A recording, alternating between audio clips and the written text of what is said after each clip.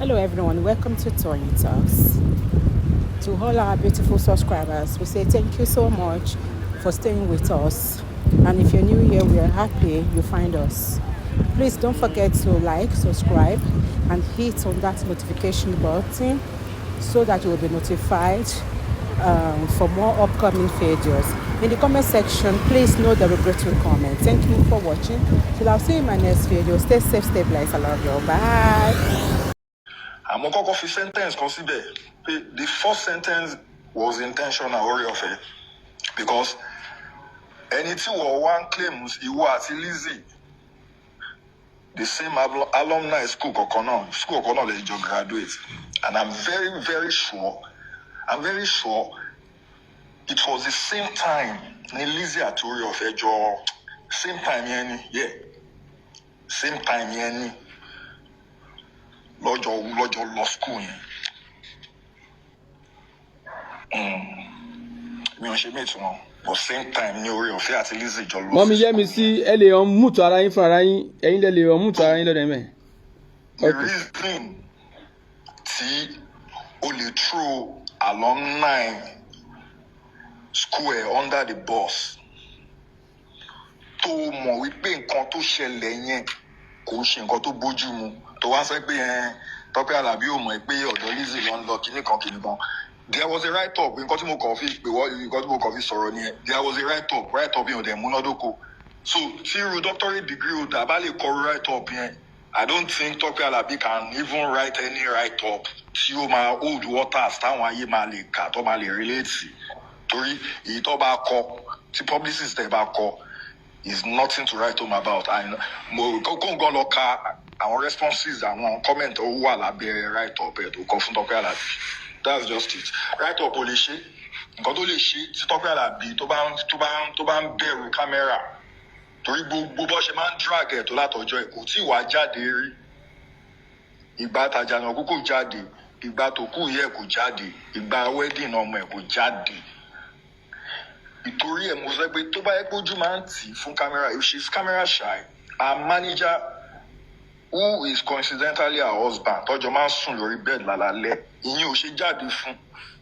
That was what I said in the first place because Tope Alabi will not come out and she will not write any write-up. Ẹ máa bí tó lọ. You are welcome. Ẹ káàsán gbogbo lé. Ẹ káàsán ma. Ẹ káàsán.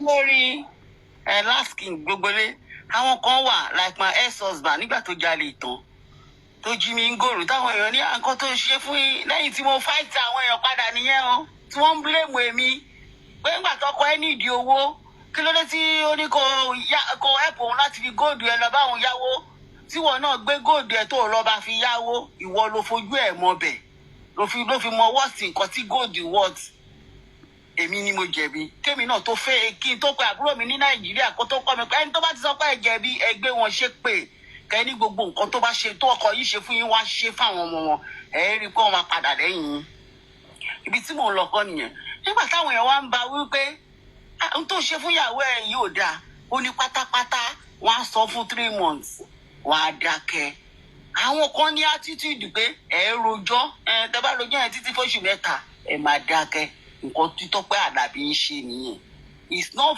kò ń ṣe ni ó ti máa ń ṣe tipẹ́ ṣẹ́rí ara tó ní góòdù wa ó bìlí pé gbogbo wa náà máa sọ fún oṣù 3 a máa dákẹ́ olúkálùkù máa lọ jókòó sáyé wa àwọn kò lẹ́rìí ọkàn wọn ò gbọ́ ẹ má pariwo tẹ bá pariwo látẹ̀ní dọ̀là oṣù 3 ni mo fún yín ẹ dákẹ́ ẹ wá tẹlòmíì sọ nǹkan tó ṣẹlẹ̀ lẹ́yìn she is not gonna come out ó wù pé ẹ máa rí gbogbo ẹjọ́ yín oṣù 3 ẹ dákẹ́ ṣé rí gbogbo ìwà tá à ń ṣe Ọlọ́run ń wò àánú àwọn ọmọ ẹ máa ṣépè fọmọ ọlọ́mọ ẹ máa gbá àwọn ọmọ ẹ síta ẹ ní kò gbọdọ̀ sọ̀rọ̀ nígbà tí mo dé church lánàá èèyàn kan ní wáyé tí mò ń ṣe nígbà tá a jáde church kí ló tẹ̀ ń ṣe Lizzy bẹ́ẹ̀ yẹn mo ní ṣe nǹkan tó ṣe fún da kí ló dé tí òun náà ṣépè fún àwọn àyàn mo ní ẹ̀yin Yorùbá ẹ̀ ní rí o nígbà tẹ́yìn ṣépè fún fáwọn ọmọ ẹ̀ tóun bá wá ti dá títí ẹ̀ padà ẹ̀yin lẹ́yìn Yorùbá máa ń rí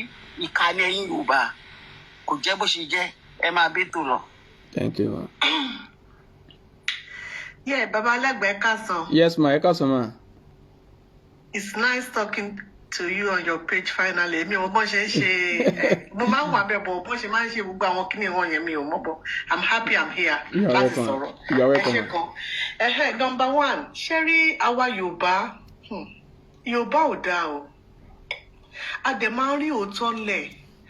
A kì í lè sọ nítorí ìfẹ́ ta ní sí lágbájá. Ọ̀ torí pé lágbájá ó súnmọ́ wa. Ọ̀ torí pé lágbájá bá mi jà. Mi ní lè sọ kò dá nǹkan tó ń fa kí gbogbo ṣẹ́rí fúráàkà tó ń ṣe lórí Facebook yìí rísìn tí ò lè fi tán nìyẹn. Ìdí rèé o, ẹ wo nǹkan tí Tope Alabi ṣe. Mi Tope Alabi mo máa láìkí ẹ o. Kò sí orin Tope Alabi tí mi ò ní lórí fóònù mi. Bọ́ nǹkan tó ṣe ní Saturday yẹn is totally out of order. Tope Alabi tó yẹ pé òun gbọ́ nísìnyí because tó bá ju 1 or 2, 3 years máa gbà lọ́wọ́ ẹ̀. And I've met her once lágbàlá àtúrà ní London bíbá. Mo kọ́kọ́ fẹ́ bèrè question kan lóyún Tope Alabi lọ́wọ́ Tope because evangelist ni o. At times she preach in the church. Bible dẹ̀ fi yé wa wípé ká dárí ẹ̀ṣẹ̀ wa jì wá kọ́lọ́run dárí jì wá bá a ṣe ń dárí ẹ̀ṣẹ̀ jà wọn tó ṣẹ̀ wá.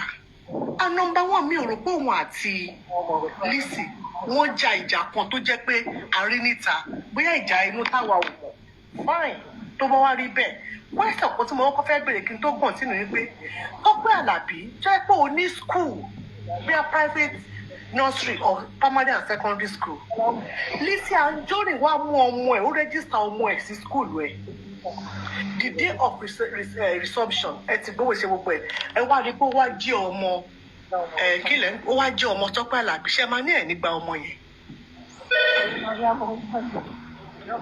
lọ́wọ́ ẹ̀. Number 2, Tope Alabi fi ń yé wa wípé òun ò mọ̀ wípé ọ̀dọ̀ Lizzy lòun lọ. Tope Alabi fi ń yé wa wípé òun ò mọ̀ pé ọ̀dọ̀ Lizzy lòun lọ. Ó ṣe mí láàánú wípé àwọn èèyàn á máa ń pọtílé kíńjú àdèkí máa ń sòótọ́. Tope Alabi tó jẹ́ pé is one of the top 10 Christian gospel musician in Nigeria. Báwo ló máa ṣe invite ẹ? Ìwọ kọ́ ló fẹ́ ṣe surprise. Wọ́n pè àwọn tó fẹ́ ṣe surprise yẹn. Wọ́n máa sọ pé àwọn fẹ́ ṣe surprise fún lágbájá. Wọ́n máa dárúkọ onítọ̀hún fún ẹ. Fine, èmi ò mọ̀ wípé Tope Alabi ó lè ṣe royalty because business lórin kíkọ. Ọ̀yá kìlómítà tó sọ pé tó bá ti ń kọ nínú ṣọ́ọ̀ tó bá ti ń kọ níta ó ti di entertainer. Wọn ò yàtọ̀ sí Wasiu Ayinde. Fún ó dẹ̀ gbá nìyẹn. Kí ló wá ṣẹlẹ̀? Ó wá torí pé ó ò fẹ́ ṣe lágbájá. Ó wá da gbogbo how many hundreds of people náà kówó yẹn papọ̀ pé because tó fẹ́ sọ pé àwọn fẹ́ fi dun Lizzy Anjorin inú. Ìwọ wá ro ti orí àwọn èèyàn kan gbogbo àwọn èèyàn yẹn. Ó rò pé Lady Lizzy yóò ṣẹ̀ nítorí pé ẹ ti wà ní sákù kan tẹ́ẹ̀pẹ̀ ń bá lè jà. Ó wá ṣe nǹkan tó ṣe ní Saturday yẹn. Ó wá tún ṣe yẹn tán. Láti Saturday yẹn Tope Alabi ó wá jáde. Wọ́n wá ń drag ilé. Everywhere náà ti ń drag ẹ̀. Tẹ́ẹ̀pẹ̀ kì í ṣe pé it's a plan work. Kí ló kọ̀ sí Tope Alabi láti jáde? Pé ẹ jọ̀ọ́ gbogbo ẹ̀yin bloggers stop dragging this lady nípa ọ̀rọ̀ mi. Mi ò mọ̀ nípa gbogbo nǹkan tó ṣẹlẹ̀ yẹn. Ẹ má fi mí sáàárín yín. Ẹ fi mí àti ẹ̀ sílẹ̀ we will sort it out. Kó tẹ̀ gbẹ́gbẹ́ yẹn nìkan ló sọ. Ó jókòó síbẹ̀ wá àti ọkọ ẹ̀. And you are a mother, Tope Alabi. Tope Alabi, you are a mother. And you are evangelist in Christ nínú ìjọ Ọlọ́run. Then látàná yẹn àbíjẹta ni mo ti rò pé àwọn kí ni Kristẹni pàápàá kí là ń tọra wa fún. Ṣé rí tẹ́ pé Wasiu tẹ́ pé àwọn pàṣọmọ yẹn náà pè lọ́jọ́ yẹn. They will come and do their business and go. Kò sí ètò kan wọn náà. Àbí? Àìmọye àwọn èèyàn tí Wasiu bá ní issue but wọ́n ti dọ̀rọ̀ business ẹ̀ ó lọ́n ti ẹ̀ ní kò ròyìn because business ẹ̀ ni. Ẹ wo gbogbo bọ́ọ̀yì máa ń báwọn ṣe máa ń bára wọn jà tó bá ti pàdé ra wọn máa tún lọ́mọ́ra wọn. Ṣùgbọ́n òun àtòṣùpá lọ́jọ́ pàdé ní. Ṣé láwọn ẹlẹ́sìn yìí Muslim Christian tó dán tọ́ra wọn yìí I am telling you èmi wá rò é pé kí ni ìgbàgbọ́ gangan? À ń ṣe ẹ̀sìn náà ṣe Nàìjíríà tá là ń ṣe ẹ̀sìn. because at the end of the day okay ó tẹ̀ tí wá padà nìyẹn nǹkan tó wá ń dùn èmi jù ni pé wọ́n wá ń drag lady látijọ́ Saturday àbí látijọ́ yẹn and Tope Alabi remain mute kò sọ̀rọ̀ ṣé inú ẹ̀ ń dùn mọ́ ṣe ń bu yẹn ni kò dá o Tope ìwọ náà bí ọmọ ó dẹ̀ fẹ́ káwọn ọmọ ẹ̀kan lógo láyé you should stop all this rubbish you need to come out and address this issue wọ́n dẹ̀ bẹ̀rẹ̀ sí ní drag lady ṣó dẹ̀ gbà tí Lizzy ìbá kú kí gbóyún tó dákẹ́ ni ojú Olúwa ń wo everybody á sọ fún oníkálukú ìbá ṣe rere ìbá ṣe búburú kó continue that is my submission. Thank you ma.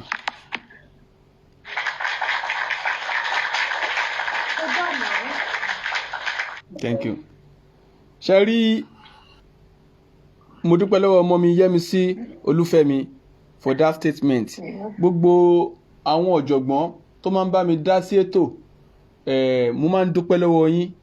Kò ń ṣe mí náà.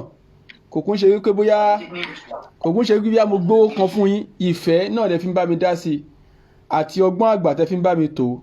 Ọgbọ́n yín ọpọlọ yín ò dẹ̀ ní jọba lágbára Ọlọ́run. Ẹ ṣé mo dúpẹ́.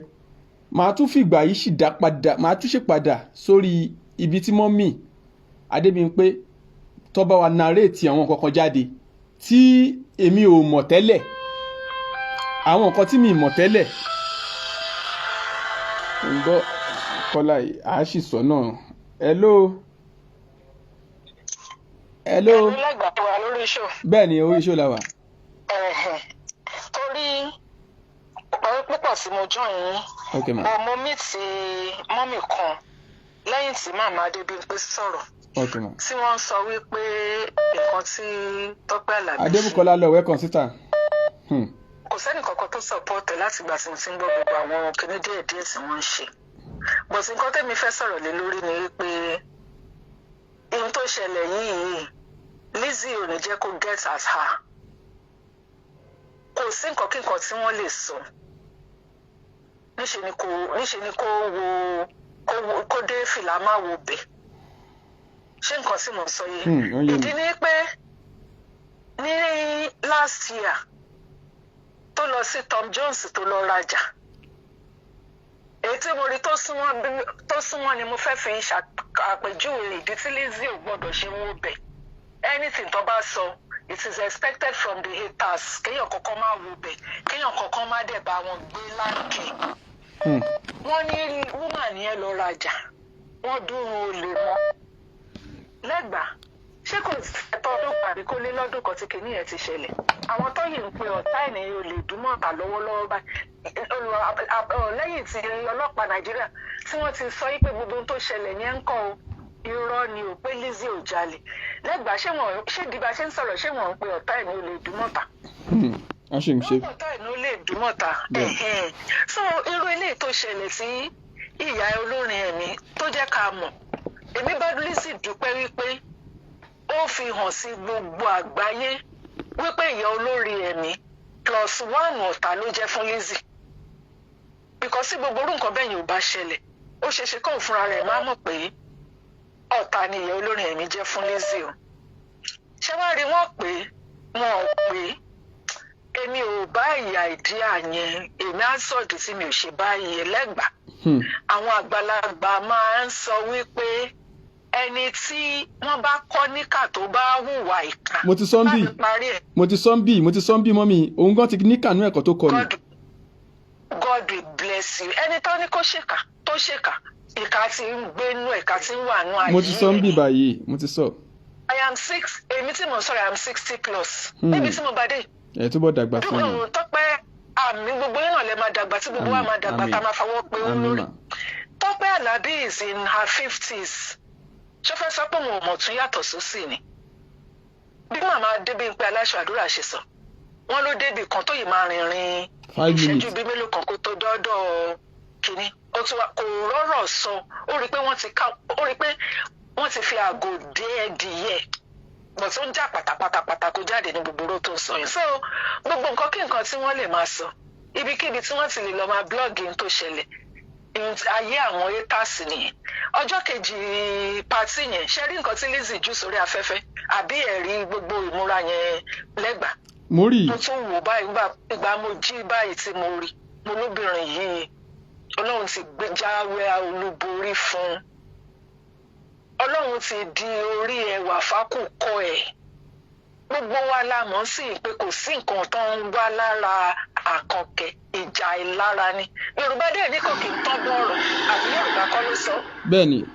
Ọlọ́run máa gbé borí Ọlọ́run máa gbé borí ìka ni ìyá yẹn fúnra rẹ̀ ìyá ìka ló lórí ẹ̀mí ẹni tó kọ́ níkà tó hùwà ìka tí ń gbénú ẹ̀ ní tèmi ojú bẹ́ẹ̀ lọ my brother máa bẹ́ẹ̀ tó mú ìwà lórí Facebook pẹ̀lú bye my brother. bye ma.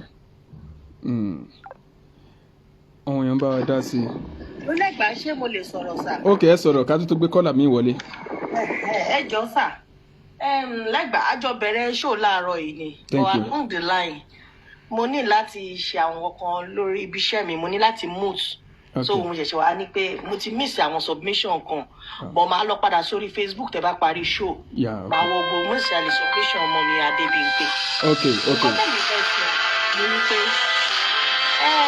ilé ayé kan tá a wá nísìnyí ṣóye yín èmi ò tí ì rí láti ìgbà tán ti bí mi over 50 years tán ti bí mi pé àwáyé má kú òsì àwọn tán tẹ̀ lògùn kán má kú kán tó ṣe tán wọ́kú sẹ́yìn gbẹ́kúdé gbogbo wọn yẹn ṣe títún wọn gbẹ́kúdé wọ́n sì pàpàkú náà ni ṣóye yín nǹkan tí mò ń tà láti sọ ni pé ṣé ilé ayé kan tá wá ń sìn yìí pẹ̀lú àwọn ọmọ tó à ń bí sílẹ̀ ṣé nǹkan tó ń pè ní morals ṣó ti ń kú lọ ni débi wípé àwa ń sọ ìbàjẹ́ à ń sọ di normality ó níbi tí mò ń lọ ò lẹ́gbà à ń sọ ìbàjẹ́ à ń sọ di normality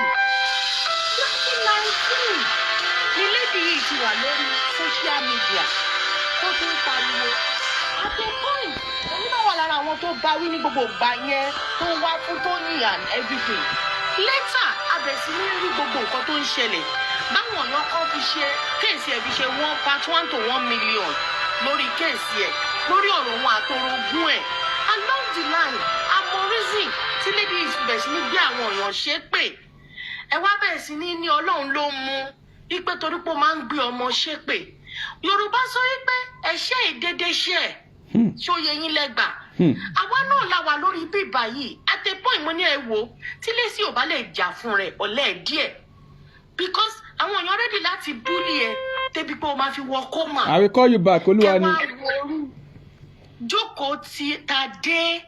I will call you back. I will call you back. ó bí àwọn ọmọ ṣá ó bí àwọn ọmọbìnrin ó dẹ̀ jókòó sórí kinní ẹ̀ lánàá àbíjọ́ wo ló ṣe jó gbogbo yín dẹ̀ kóra jọ ẹ̀dẹ̀bẹ̀ sí ní bú Lizzy ẹ̀rọ tí a ti sùn ṣá ẹ̀rọ tí ṣé morals ti sọnù fún yín ni kò sí kankan nínú àwọn ọmọ ẹ̀ tó ti ṣèyàwó fún o.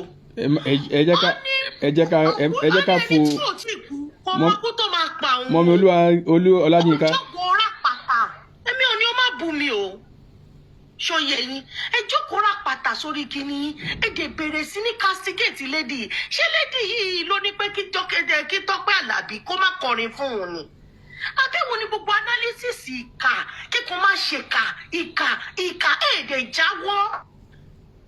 jáwọ́ nínú eléyìí kéle ríjọba ọ̀run wọ tẹ́ ẹ bá ti ẹ̀rọ torí yín ẹ̀rọ torí àwọn ọmọ tí ẹ bí ẹ máa wọ wípé mo sọ̀rọ̀sọ̀rọ̀ ni mí mo lè sọ̀rọ̀ ẹ rántí ẹni tó mọ̀rọ̀ gbọ́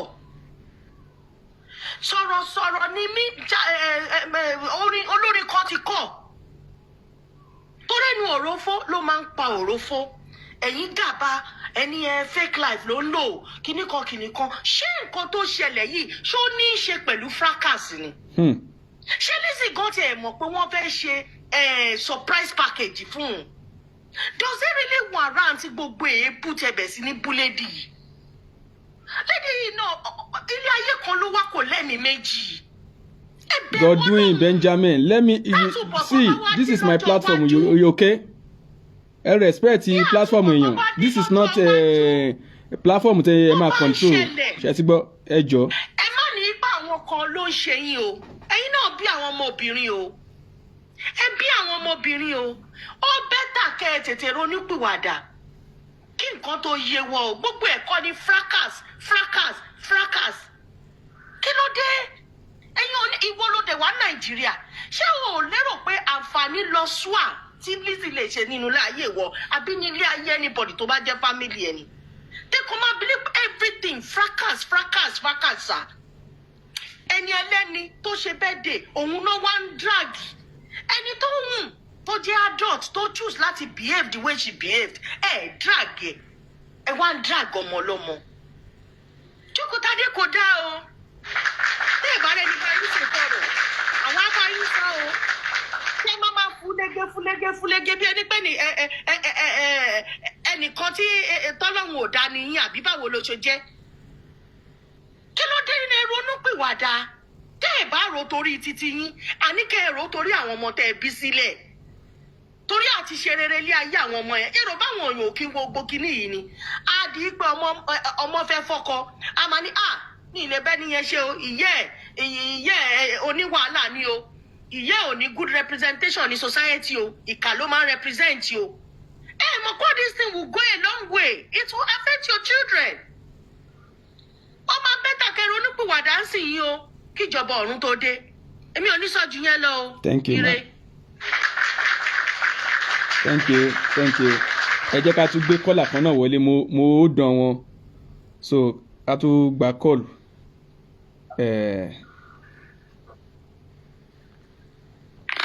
Ẹ má bínú ẹ jẹ́ kí n gbé wọn wọlé mi ì fẹ́ dá wọn tó ń sọ̀rọ̀ lẹ́nu tẹ́lẹ̀. Hello ma ẹ ká sọ ma. Yes ma you're welcome. Kọ́ yẹ kọ́ tẹ́sán mo dẹ̀ fẹ́ jẹ́ gbogbo èrò tó ń gbọ́ yín kọ́ gbọ́ dáadáa nítorí níṣẹ́ ló irritate mi nígbà tí mo gbọ́ àwọn èèyàn sọ wípé kò mọ ẹni tó fẹ́ lọ kọrin fún irọ́ burúkú nìyẹn èèyàn tó ti pè é bí ó wà lẹ́gbẹ̀ẹ́ mi bí mo ṣe ń pè lẹ́gbàá wà á rí i pé mo ti ń pè mo pè léraléra bẹ́ẹ̀ ni ẹni yẹn wà lẹ́gbẹ̀ẹ́ mi ẹni yẹn pè é kó lọ ṣe surprise kìíní fún màmá yìí a 75-year-old woman òun náà pè fún ó gba gbogbo details yẹn sílẹ̀ ó gba orúkọ ó gba ìlú tó ti wá ó gba even gan àwọn orúkọ àwọn ọmọ tóbìnrin tí màmá yìí bí ó gbà á lẹ̀ kò síyàn kankan tó máa ń fẹ́ lọ ṣe orúkọ bẹ́ẹ̀ fẹ́yàn tí ò ní gba details so I'm just trying to correct the the notion báwo ìlànà èèyàn ń gbé sórí tó ń sọ wípé ká tẹ̀ sọ wípé wọ́n sọ fún no wọ́n sọ fún ó gba details kò síyàn tó ṣe any learned person ó máa mọ̀ wípé ó láti gba details before going out so irọ́ ní gbogbo yẹn ikú ẹ̀kọ́ tí mo kàn fẹ́ sọ nìyẹn o kò jù bẹ́ẹ̀ lọ káwọn èèyàn yé sọ kí nìyẹn mọ́ pé kò mọ́ pa ẹ̀ àwọn tó ti gbà ẹni ojú kò sẹ́gbẹ̀ẹ́ bí mo ṣe sọ̀rọ̀ báyìí tó gbà pé kó lọ kọrin fún màmá òun àní ikú tó bẹ̀rẹ̀ gbà fún yìí ó ti kọjá 3 or 4 years ago so kẹ́lẹ̀ mọ́ sí pé ẹni tó gbà fún gan ni ìyá àwọn ti ń lọ maybe 79 now so báwo ló ṣe wá máa parọ́ wípé wọn ò fún lórúkọ ikú ẹyọkùnrin ni mo kàn fẹ́ correct káwọn èèyàn yé sọ wípé kò mọ̀ kò sí bó ṣe máa gba contract tí ò ní kọ details sílẹ̀ ẹ ṣe gbọ́ bàbá lẹ́gbàá. You are welcome. Thank you. Ṣé rí pé ọ̀rọ̀ wèrè ló máa ń yàtọ̀ ẹ wo point tí gbogbo èèyàn narration tí gbogbo wa mú jáde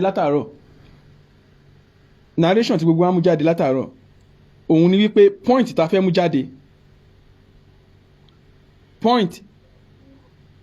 mú jáde òun náà ni ó fi débi ọ̀rọ̀ màmá débi pé mi ìdí ìjẹ́kọ̀rọ̀ yẹn lọ́sẹ̀ àní ibẹ̀ yẹn máa mú jáde.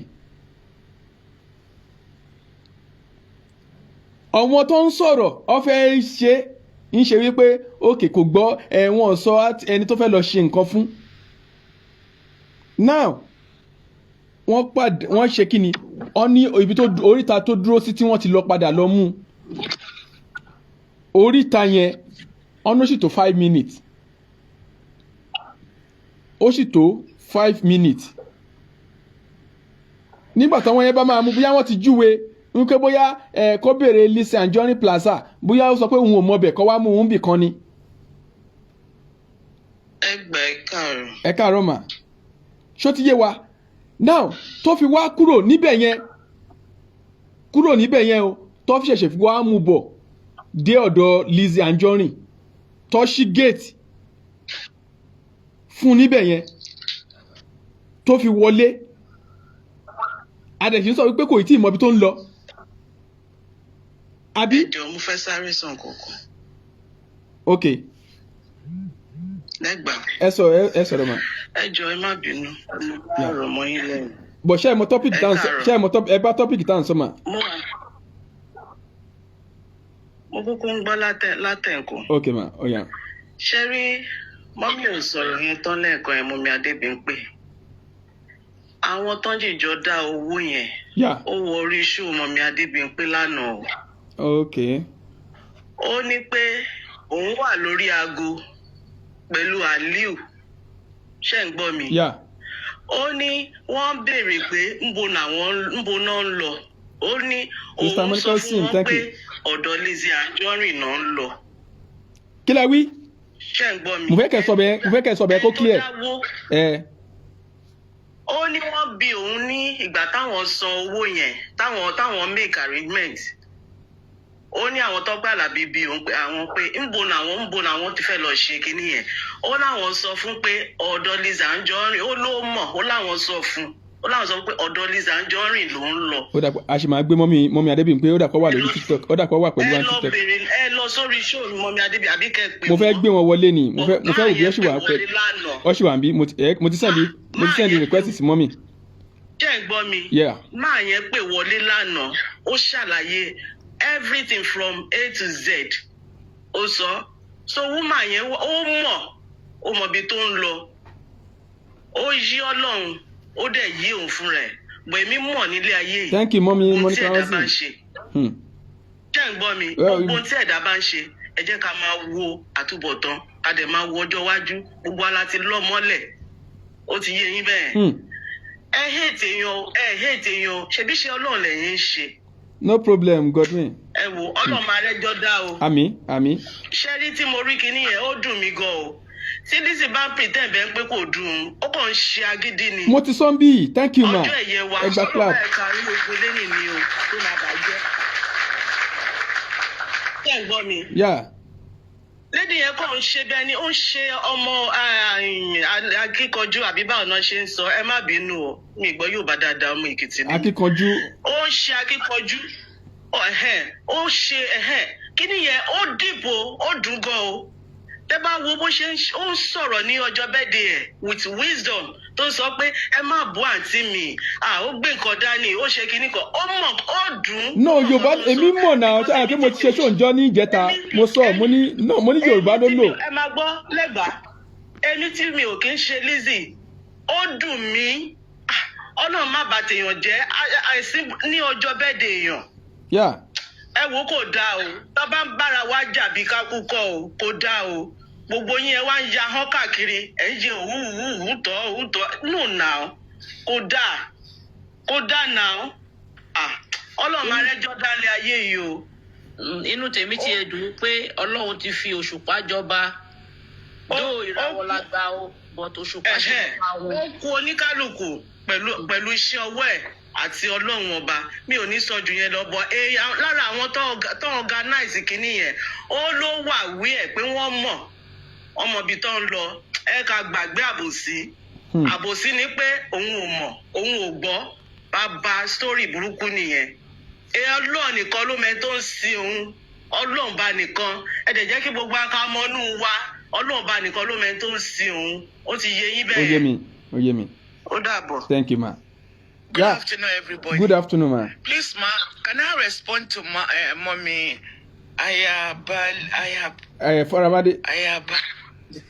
Mommy Alashuadura. Lizzy is not pained. Lizzy is very, very happy because this has proven what she has been saying for years, that they're after her life. If this did not happen, that we not believe. I want to remind you, when Lizzy was saying is the other lady, secretary or something, I don't know. Nobody believed until she went to Canada and started doing a bra show. The same way God has exposed, Lizzy is happy. Wallahi, Lizzy is not pained. Lizzy is very, very happy because the whole world knows what she's saying now. Yes. All the things she's been saying, that they are after her, they are torturing her, they are blackmailing her, they are collecting her money, they are doing this, they are doing that. They'll say, oh, Lizzy is sorrow, oh, Lizzy is stalker, Lizzy is this. Now, the world knows why Lizzy has been shakering, like you people call it. She has been causing them from generation to generation because they give her torture that is not exposed to the world. But right now, Alhamdulillah, it is exposed to the world. Exactly. Lizzy is happy. Lizzy is not pained. Lizzy is happy. Wallahi, and we are happy that this happened. I'm happy for her. Wow. Hello. Yeah. Mo ń gbọ́ mo wo orí Facebook nísìnyí mo rí lady kan tó ń pè ní mega testimony. Yeah. Tó wà pẹ̀lú èyẹ mẹ́sàn-án níjọ́ tó ń ṣe birthday yẹn. Ó ń Johnson ó ní pé òun gbọ́ pé Tope Alabi ti apologize. Yeah. Lizzy Anjorin mi mo how far is true. Èmi náà mọ̀. Mo ṣe ń rí sí. So tó bá ti ṣe yẹn ẹ ká lọ bá yín wò wá. Tó bá ṣe yẹn tá bá rí ẹ kí n wo Tope Alabi kí ní page ẹ. Because ohun tá à ń fẹ́ náà nìyẹn tó bá ti ṣe is okay. She must do the needful. It's very important. Very, very important. Okay, ẹ jẹ́ kí n wò. Yes, to apologize. Bí ó gbé sórí kíní tó bá gbé sórí kíní Facebook ẹ orí Facebook Tope Alabi mo wà. Mi ò rí kò sí níbí báyìí. But tó bá ti ṣe is okay. Àwọn warriors ni ẹni tó ń ṣe kíní náà warriors ni. It's okay for them tó bá ṣe. So ìyẹn ni wípé nǹkan tá à ń fẹ́ ìlọsíwájú ara wa náà là ń fẹ́. Ìlọsíwájú ara wa òun là ń fẹ́. So èmi ò dẹ̀ ní fẹ́ pé kán sọ pé à ń drag igbá à ń drag àwo. Since nísìnyí Lizzy kọ́ ló ń sọ̀rọ̀. Ohun tó jẹ́ kí àwọn èèyàn sì máa wò wípé no Lizzy fún eléyìí àwọn wà lẹ́yìn ẹni yẹn. Ká ní Lizzy ló ń sọ̀rọ̀ a wò wípé no ó ti ń drag already torí ẹlẹ́mi ṣe sọ wípé bí Lizzy sọ pé kọ́ máa drag ẹ yẹn tẹ́ ẹ bá ti ń drag ẹ jù ẹ ti ń drag ẹ nìyẹn. Because nísìnyí èmi ò ṣe show yìí nítorí Lizzy mi ì ṣe show yìí nítorí Tope mo ṣe show yìí nítorí nǹkan tá a rí tó ṣẹlẹ̀ yẹn òun náà everybody rí even gan àwọn tó jẹ́ haters gan àwọn náà rí. But kí ni kán ti gbọ́ kán sọ pé àwọn fẹ́ sọrú ẹ̀ lọ́dọ̀ wọn ni. Wọ́n mọ̀ pé total wrong ní tó ṣẹlẹ̀. Total wrong. Ṣé gbogbo nǹkan náà ni Lizzy gbọ́dọ̀ fi ṣe ẹ̀ṣẹ̀ náà ni? Bí ẹ̀ bá náà mọ̀wé gbogbo ilé ayé kò lè mọ̀wé tọ́lọ́hun. Ṣé gbogbo ẹ̀ náà ni a gbọ́dọ̀ fi sọ pé a fẹ́ gbọ́dọ̀ ní ilé ẹni bóyá ó bá yàgbẹ́ bí ẹran bá yàgbẹ́ síbi kan ẹran Lizzy ló yàgbẹ́ síbẹ̀ tájá bá yàgbẹ́ síbi kan ajá Lizzy ló yàgbẹ́ síbẹ̀ bọ́tádé ń padà rí léyìí. Ṣàfẹ́ sọ pé Lizzy ló sẹ́ẹ̀tì ẹ̀ up ni àbóhun ló sẹ́ẹ̀tì Lizzy up ta ni ó sẹ́ẹ̀tì ara wọn nínú ara wọn sìn. Àwọn kan wá ń sọ wípé kinní kan ti dá àṣejù ní Tope. Yes orin Facebook ṣe lọ nìyẹn but ẹ jẹ́ ká bára wa sọ̀rọ̀ now. Mo rí pé àwọn èèyàn wọ́n ń fi ojú commonize Queen AJ the same ojú tí èmi náà fi wo kíní yẹn bí ní àwọn Queen AJ fi wo ní ayé team ni wọ́n fi wo kíní yẹn o. Àwọn míì dẹ̀ tún fojú míì gbogbo wa ò lè fojú kan jọ wo ọ̀rọ̀ lọ. Àwọn èèyàn dẹ̀ underrate Queen AJ pé kí ni Queen AJ bá Queen AJ gbá o. Let me tell you lórí Facebook yìí now bá ṣe ń sọ yìí ní ìgbà tí èmi tí a ti mọ Queen AJ tá a ti wò wípé nǹkan tí wọ́n pè fún wa kọ́la lórí Queen AJ ò ń ṣe ẹgbẹ́ òkété àtẹ́ńsábọ̀d I'm telling you 100% sure. Àbíkẹ́ Jagaban wọn ò lè réètì wọn kọjọ dọ́gba tọ́pẹ́dà wàá fẹ́ réètì yàn ká gbàgbé wípé aṣọ kan lèèyàn kan wọ̀ kíní kan lèèyàn kan wọ̀ ẹ jẹ́ ká gbàgbé o réètì ni réètì ń jẹ́ o àrí èèyàn tó jẹ́ pé bí abi 90 tó múra jọmọ kékeré gan lọ ẹ má yẹ ká wòye pé bóyá fíìlì Àbíkẹ́ Jagaban lórí ọ̀rọ̀ ní pé ká wá sọ pé torí náà olójú dúdú yìí kọ́ ni ṣé kìí ṣe olójú dúdú yìí ni gbogbo wa náà lápadà rí ọ̀rọ̀ ike lórí ìkànnì yìí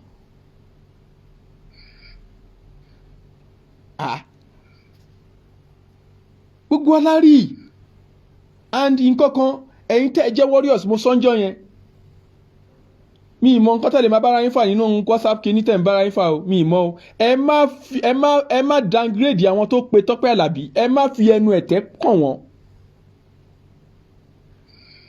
ẹ má fi ẹnu ẹ̀tẹ́ owó yín wọn lápò ṣó yẹ kó pe Tọ́pẹ́ Àlàbí kìíní kan ẹ má fi ẹnu ẹ̀tẹ́ ẹ má fi kan olóore.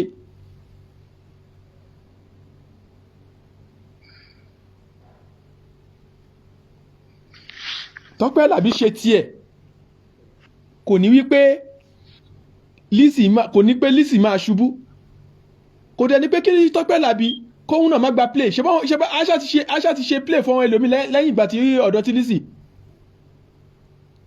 ṣùgbọ́n owó particular tí wọ́n sọ fún tó bá yẹ kó fẹ́ fi gbọ́ bùkátà lé ni èyí tó fi refund padà yẹn torí mo rí pé now ọjà kó yé wa wípé ó lo 1 hour 45 minutes inú 45 minutes yẹn gan kò lè lo 45 minutes lọ́dọ̀ Lizzy 2.5 million ò kéré náà 2.5 million táwọn wò yẹn kò kéré even 500,000 kò kéré ṣàfẹ́ sọ pé 20,000 gan kéré ni. ṣùgbọ́n tí èèyàn bá ṣe nǹkan tí ò dáa ẹ jẹ́ ká kàn sọ fún un pé lágbájá kò ń ṣe wípé bóyá a ti débẹ̀ a ti nílì a ti kan Tọ́pẹ́ Àlàbí pa Tọ́pẹ́ Àlàbí wọ́n fẹ́ fi ẹ́ kọ́ bọ́dì ni o àwọn tó fẹ́ fi ẹ́ kọ́ bọ́dì wọ́n fẹ́ fi ẹ́ jà ni wọ́n á praise yẹ o lè wà nù ilé kó máa rẹ́rìn o lè wà nù ilé pé sẹ́ẹ̀mì ní ṣe ayé apology yẹn o lè má yọ owó kọ̀ọ̀kan kúrò lápò ẹ̀ ṣùgbọ́n ó yọ ìjẹ́ ọmọ ènìyàn kúrò lápò ẹ̀ àwọn tó máa gba tiẹ̀ á gba tiẹ̀ ṣé orí nínú àwọn tó ti ń gba tiẹ̀ tẹ́lẹ̀ tó yẹ pé wọ́n rí wípé nǹkan tó ṣe yìí bóyá Lizzy gan òun ṣe yan wọ́n máa exchange yẹn ra yín wọn á náà wọ́n á gba Lizzy ìwọ máa lọ kò dẹ̀ sí èèyàn tó mọ ibi tí even gan kò ń ṣe pé owó nìkan ó lè jẹ́ pé ibi tí ikú ti fẹ́ ṣẹlẹ̀ sọ́ta ẹ̀ ló lè jẹ́ pé àwọn èèyàn Lizzy gan ló máa wà ń bẹ̀ lọ́dẹ̀ máa ṣẹnu fóró fún ẹ irú nǹkan bẹ́ẹ̀ ń ṣẹlẹ̀ dáadáa tó jẹ́ wípé ọ̀tá èèyàn ló máa ń yọ̀yàn níbi ikú tí ọ̀rẹ́ èèyàn bá fẹ́ pa èèyàn.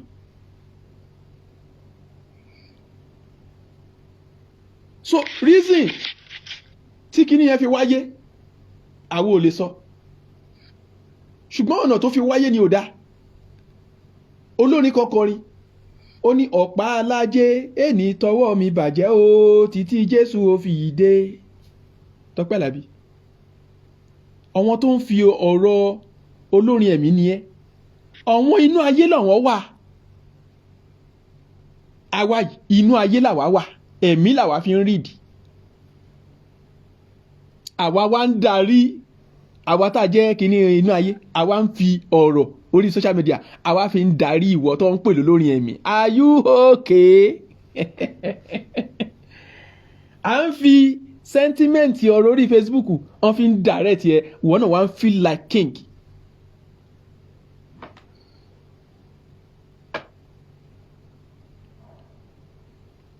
Please, Legba, can I talk? Talk, Ima.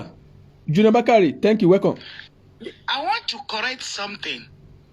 You compare a Queen Ajike Jagaban. You are comparing There's no basis for comparison. Please, èmi kọ́, mo yọ kíní yẹn ni. Mo gbọ́n mi kan ni ma. Mo gbọ́n mi kan ni. She's too much. Thank you, ma. She's a queen. Saronia. Abike Jagaban is a Saronia queen. Can they even hold the shoes, the back of her shoes? Please, don't compare. There's no basis for comparison. Abike is too much. Thank you. Thank you, Mommy. Please, you can let me go now. Thank you, ma. Bye. You see? Nígbà tó bá jẹ́ pé wọ́n tún ń ṣe elédè wa tí wọ́n lè máa praise àwọn nǹkan tá a ní tí wọ́n lè máa falébù àwọn nǹkan tá a ní ẹ jẹ́ káwa náà wọ́n ní tí onígbà bá pe igbá ẹ̀ ní àkúfọ́ ayé máa pe igbá ẹ̀ á pè ń pàǹtí ẹ má yẹ ká dẹ̀ gbàgbé. Please let me go. Thank you, Mommy. Àwọn tó bá ń ṣe dáadáa tàbí àwọn tó ń mú nǹkan kan wọ ìlú nígbà tí wọ́n ń bú àwọn ọba ká níṣe ni Àbíkẹ́ ó gbẹ́nu rọ̀ nígbà yẹn ibo lẹ máa ná ẹ fẹ́ dé sí torí ẹ fẹ́ lọ sẹ́dẹ̀ ńgbà yẹn ẹ ti bẹ̀dẹ̀ jẹ́ Àbíkẹ́ Jagaban ló tún ẹ̀ẹ́dẹ̀ ṣe tẹ́ fi rọ́ọ̀dẹ̀ dé sí. Gbogbo yín lẹ fẹ́ joyè lọ́dọ̀ wọn lọ́balọ́ba gbogbo yín lẹ fẹ́ joyè ní Nàìjíríà ṣùgbọ́n nígbà táwọn ń búlì orí àwọn ìtẹ́ yẹn Àbíkẹ́ yìí tó lo anti-bully kò sí ẹni tí ó wà lórí Facebook yẹn tó pera wọn lọ́gàá yẹn táwọn èèyàn kúrò ń bẹ̀ ọ̀dọ̀ òkété kọ́ lèmi ti kúrò ni ṣáwọn èèyàn kúrò ọ̀dọ̀ òkété ni ṣáwọn èèyàn kúrò ọ̀dọ̀ lójú dúdú ni. Definitely àwọn èèyàn kúrò lọ́dọ̀ Àbíkẹ́ náà.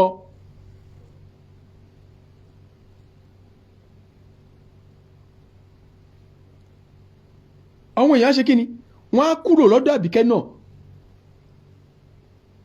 Ọ̀dọ̀ Lizzy náà àwọn èèyàn kúrò ń bẹ̀. No condition is permanent. No condition is permanent.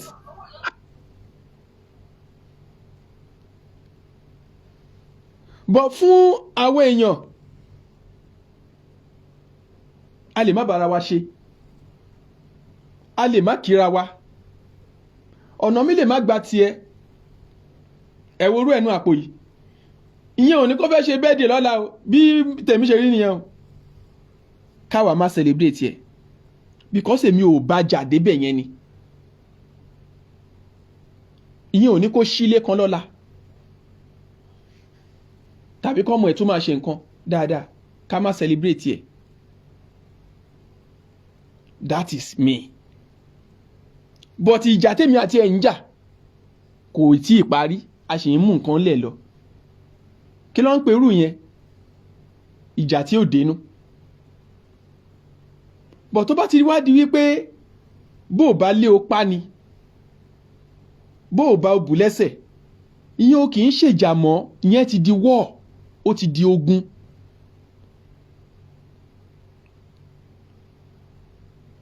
ó ti ṣe kí ni ó ti di ogun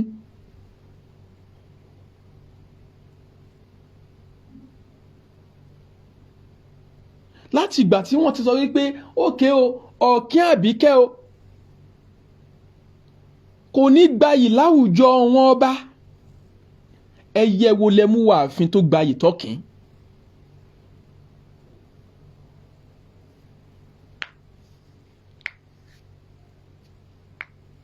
ṣé òkété tó lọ jẹ oyè ní ọ̀dọ̀ wọn ló gùdù kìnnìkan àǹkó àwọn wo ni ẹ sọ fún wa ẹ̀yin tẹ̀yin torí ẹ̀ tá bá ń sọ wípé ká ẹ gbé analysis kalẹ̀ àwa máa fẹ́ ká ẹ sọ bó ṣe ń lọ.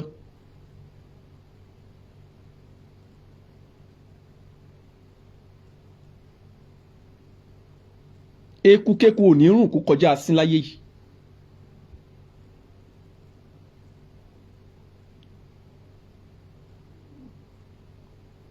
torí gbogbo ìgbà mo máa ń sọ mo ní ìwọ tó o bá fẹ́ kọjá ń bì kan má dínà mọ́ èèyàn wípé o ò ní kọjá ń bì yìí. Sister Monica Osim, thank you, mo dúpẹ́, thank you ma. Mommy Star, welcome. Má sọ wípé lágbájá o ò ní kọjá. Torí lè jẹ́ pé ẹni tó fẹ́ kọjá lára ẹ yẹn ó ní ipa tó sì máa kó lọ́rọ̀ lára ẹ lọ́jọ́ iwájú.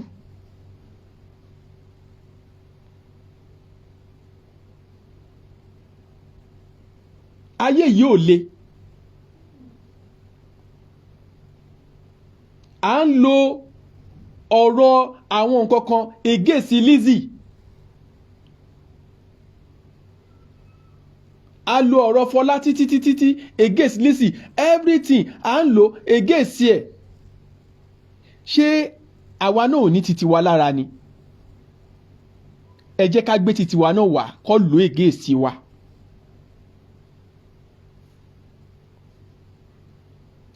Ìwọ táṣìírí ẹ bá bò.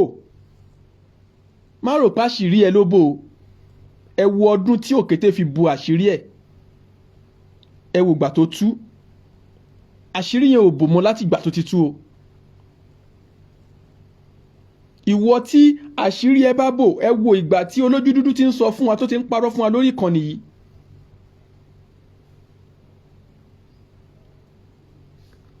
Tó ń sọ bí òun ṣe ní owó.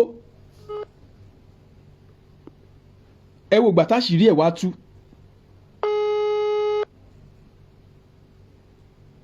Èwo la fẹ́ sọ? Bóyá mo ń ṣe ṣáàtì ni. Mo gbọ́dọ̀ máa ro títa ara tèmi. Bóyá mo ń kọ́mẹ́ǹtì ni. Hello ma. Bàbá fẹ́ gbà. Yá má. Ẹ ká sọ ma. Mo wà níbi iṣẹ́ mi gbogbo ẹ ṣe ń ṣe ṣò ṣàǹbẹ̀ àti máa fi délé bí a máa fi bá yín lẹ́nu. Ẹ ṣì wà lẹ́nu. Kan ti fẹ́ sọ àǹtí kan ti sọ pé Tọ́pẹ́ ọmọ gbọ́dọ̀ Lizzy lòun lọ yẹn irọ́ tó jìnnà sóòótọ́ ni. Tẹ́ bá rántí pé mo gba nọ́mbà agbẹ́dẹ̀gbẹ̀rẹ̀ lọ́wọ́ yín pé mo fẹ́ gbéṣẹ́ fún wọn. The first thing tí agbẹ́dẹ̀gbẹ̀rẹ̀ kọ́kọ́ béèrè lọ́wọ́ mi ni details ẹni tí mo fẹ́ ṣe surprise fún. Èmi ò yẹ fẹ́ kẹ́ni yẹn mọ̀ kò yẹ sí mi ṣe fẹ́ gather formalize pé ẹni àbẹ nǹkan tó bá ti mú pé àwọn tó súnmọ́ ọ máa jẹ́ kẹ́ni yẹn mọ̀ mo láti ṣe nǹkan míì pé wò ó dà pé kò ní wọ́ọ̀kì lọ́nà yìí so pé Tọ́pẹ́ òwàwí ẹ̀yẹn irọ́ ni. Then secondly ṣé àwọn èèyàn a máa ti ń hype àwọn èèyàn ju bó ṣe jẹ́ lọ ó láì pé yẹn ó máa ń kó sí wọn lórí a máa ti ń hype wọn jù olórin ẹ̀mí omi ẹ̀mí kò sí ẹni tó ń kọ orin ẹ̀mí kankan nínú gbogbo wọn they are all worldly singers kò sí olórin ẹ̀mí kankan nínú wọn ṣé gbogbo ṣe kíní kan kò gbẹ́sẹ̀ sílẹ̀ kò tẹ̀sùmọ́ kíní kan ó níbì kan tí Tọ́pẹ́ ti ṣe ó lè palẹ̀ lọ́jọ́ ẹ̀mí mọ́. Ṣé ọtí Jésù ń pa mí?